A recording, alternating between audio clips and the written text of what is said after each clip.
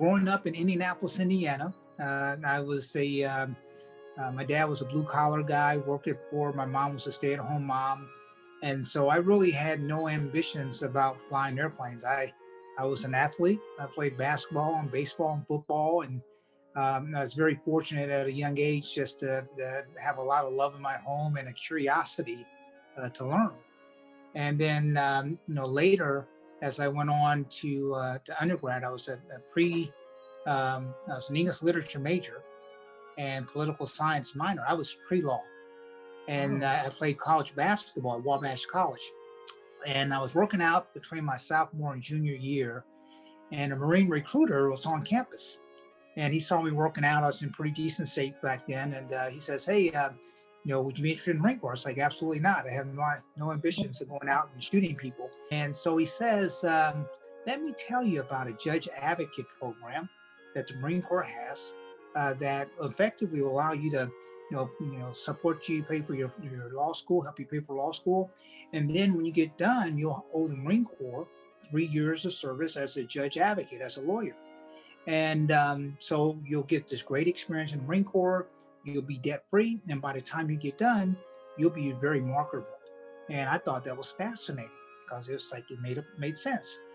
And he says, if you go through this officer candidate school program, the PLC program, we will help you get in shape for your upcoming basketball season. We'll pay you, and it'll lead a pathway to potential commission. So it's like, sign me up, free food, free room and board, and I'm getting paid in the summer, and I'm going to be in shape for basketball season.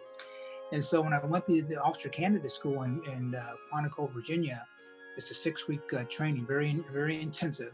But at the end of the 6 weeks, they had what they call a combined arms exercise, where they basically showed the combined air and ground power of the Marine Corps. And it was fascinating.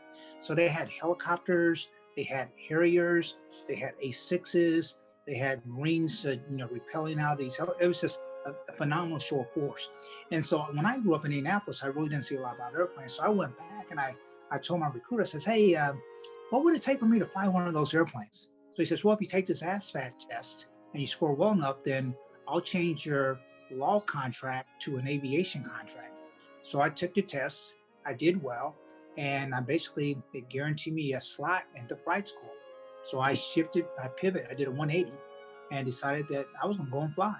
And at flight school, I was very fortunate that all the learning and all the hard work that I prepped on in college paid dividends when I got down to flight school. First of all, it was just so much fun to fly.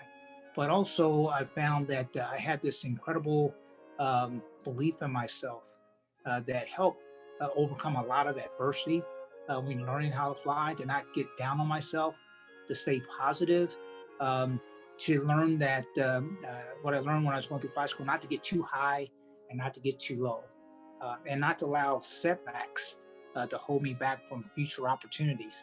And so early on in flight school, I learned how to compartmentalize a lot.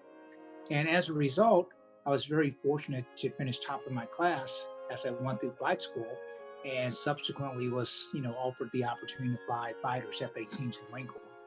If I were to tell my younger self anything, I would just learn, I would invest, I would learn how to invest, how to manage my money, so that when I was in my 20s, I could have, got a better head start. The other, I would just tell myself would probably be to always, work hard, to not take any, don't think that because of past success, that future success is guaranteed.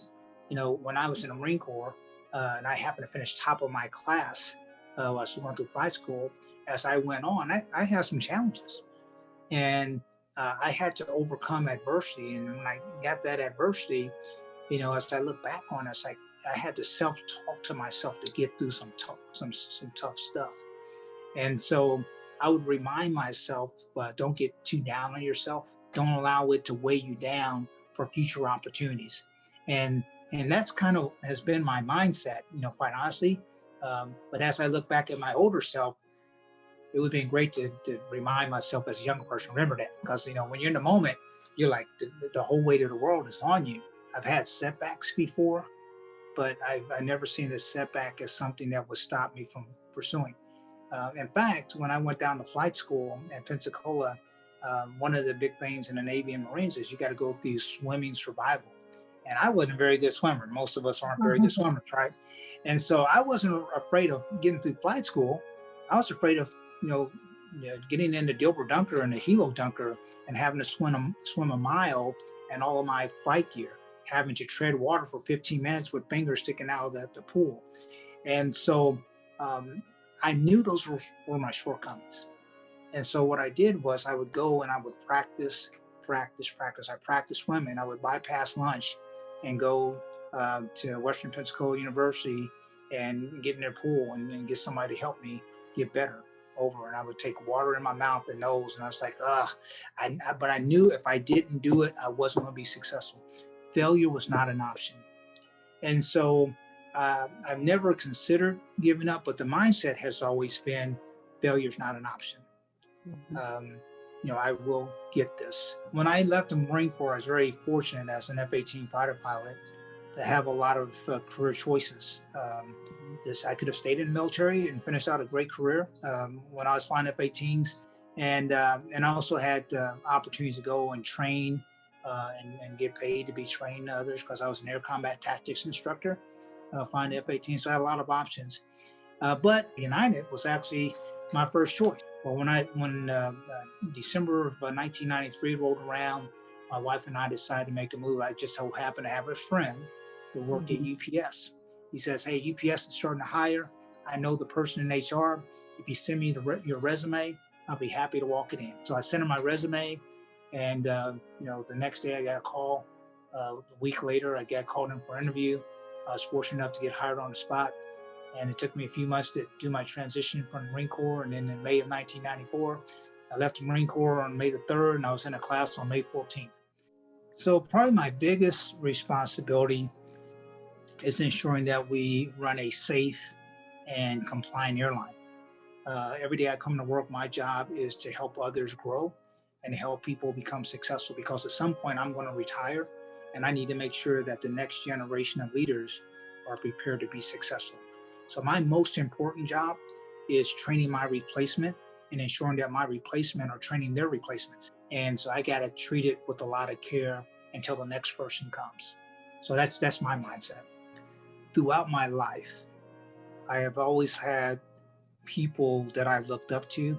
And so I've always had men in my life and women who have I've been able to talk to, who have challenged me to be better, who have encouraged me to dream big, and quite frankly have helped me to understand the importance of giving back.